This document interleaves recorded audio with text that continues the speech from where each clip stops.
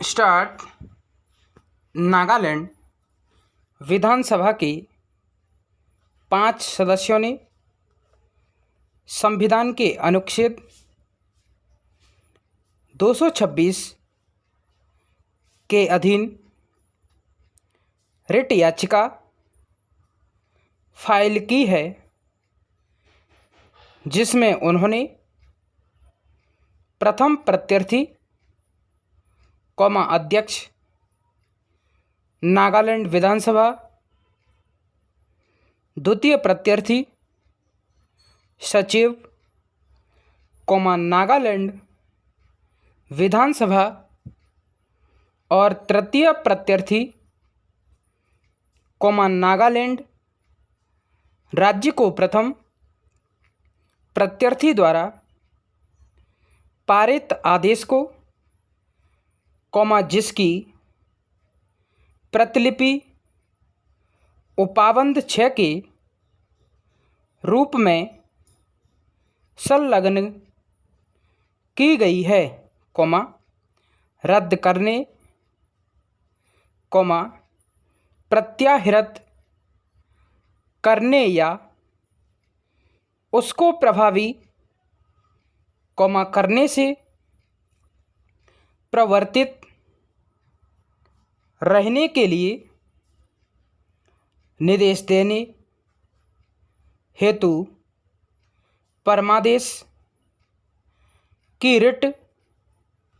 के लिए प्रार्थना की है। पूर्णविराम प्रथम प्रत्याशी द्वारा पारित आदेश के द्वारा यह घोषणा की गई है कि याची संविधान की 10वीं अनुसूची के अधीन निरहता ग्रस्त हो गए हैं। पूर्णविराम चतुर्थ प्रत्याशी ने प्रथम प्रत्याशी के समक्ष 5 पृथक आवेदन यह कथन करते हुए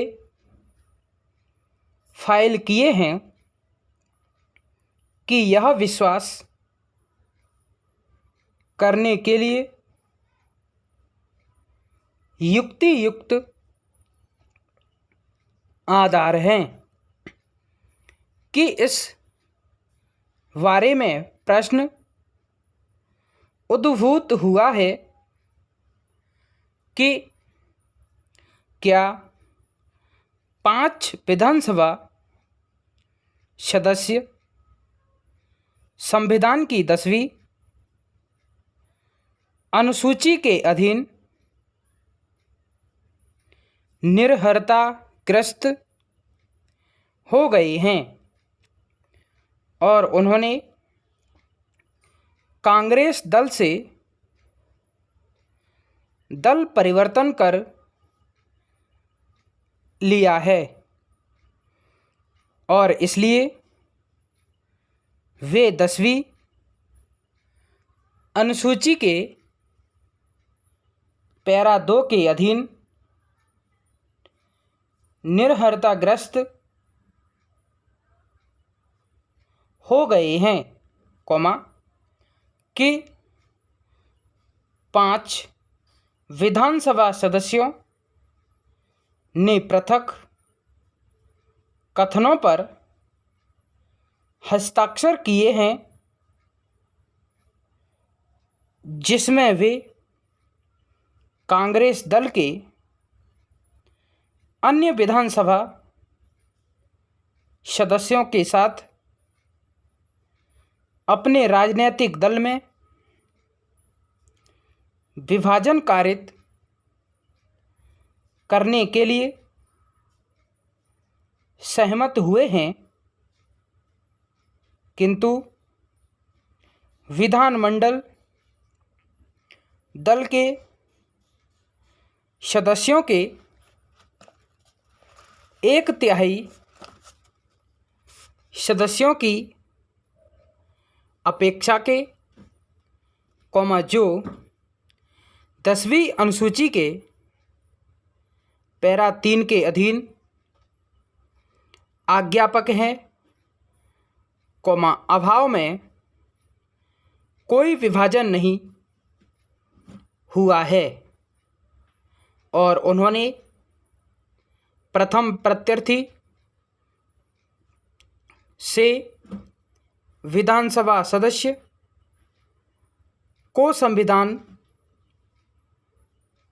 की अनुसूची 10वीं अनुसूची के अधीन निर्हता से ग्रस्त घोषित करने के लिए और आदेश की प्रतिलिपि याची और विधानमंडल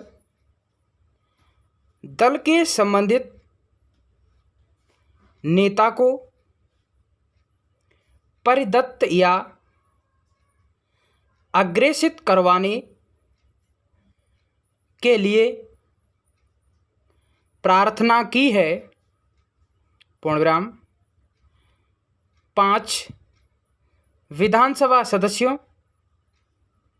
द्वारा पृथक रूप से हस्ताक्षरित कथनों या घोषणा की प्रतिलिपियां प्रथम प्रत्यर्थी के समक्ष चौथे प्रत्यर्थी द्वारा फाइल किए गए आवेदनों में से प्रत्येक के साथ संलग्न की गई हैं। पूर्णविराम ये 5 विधानसभा सदस्य रिट के याची हैं। पूर्णविराम निम्नलिखित प्रश्न विचारार्थ उद्भूत होते हैं कि क्या प्रथम प्रत्यर्थी का यह निष्कर्ष कि रिट याचियों ने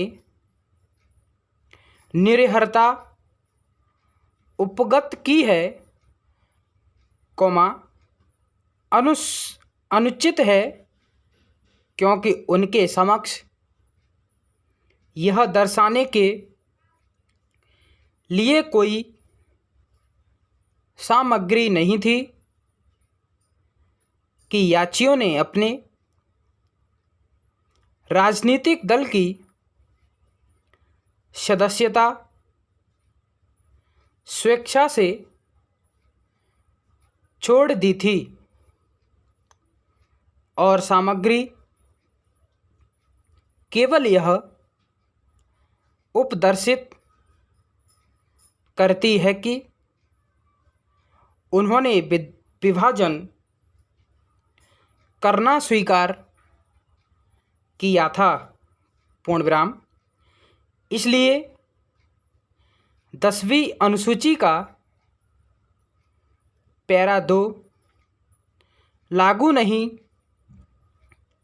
किया जा सकता और चतुर्थ प्रत्यर्थी को रिट याचियों द्वारा उनकी ओर से प्रथम प्रत्यर्थी को घोषणा का परिदान करने के लिए प्राधिकृत नहीं किया गया था। पूर्णविराम आक्षेपित आदेश असद्भाव द्वारा दूषित हो गया है। पूर्णविराम चौथे प्रत्यर्थी द्वारा अध्यक्ष को पेश की गई याचिका नियमावली के नियम